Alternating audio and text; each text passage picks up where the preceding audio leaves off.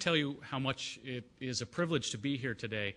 The Miller Center's work studying the American government is just so important, especially its contribution to the presidency, and it would be difficult to exaggerate the contribution the center has made to public understanding of the American government and the presidency. At Florida Atlantic University, where I am, I've been part of a group that's working on creating a symposium series on the American presidency, and I especially value the contribution the Miller Center has made. And I'd like to extend a special thanks today to Tim Neftali and George Gillum, as well as the staff at the Miller Center, for making this event possible. As you heard, I'm going to talk to you today about my book, Total Cold War. And when I began researching this 10 years ago, I went to the archives to write a history of American psychological warfare in the early Cold War. And it was at a time when the records pertaining to these activities were just being declassified. And what I found when I went to the archives were several things that surprised me.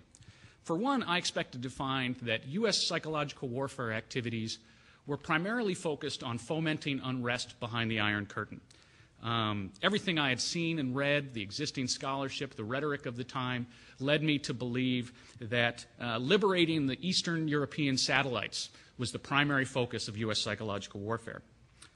But what I found instead was that psychological warfare programs abroad overwhelmingly targeted friends, allies, and neutrals. In other words, our side of the Iron Curtain.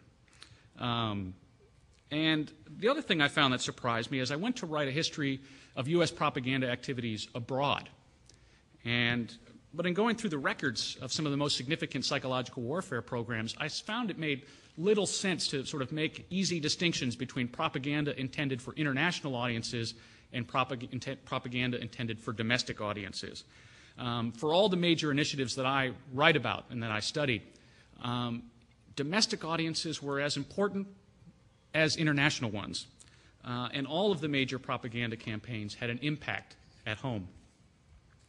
Now, the other thing I expected to find was that the presidents were only marginally involved in sort of creating propaganda strategy.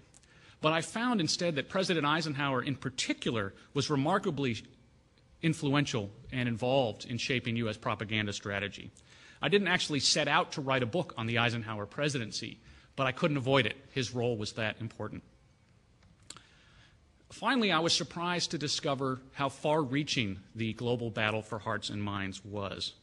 U.S. psychological warfare activities were extensive, they were often secret, and they received sustained attention at the highest levels of the American government. Indeed, the imperative of shaping, influencing, and manipulating public opinion affected an extraordinary range of activities relating to U.S. foreign relations. Trade and economic aid, space exploration and scientific research, atomic energy and disarmament, book publication and translation, educational exchanges, cultural interactions, and the day-to-day operations of American diplomats abroad. Now, the title of my book, Total Cold War, is taken from a speech that Eisenhower gave in 1958, just a few short months after the Soviet Union launched Sputnik, the first satellite to orbit the Earth.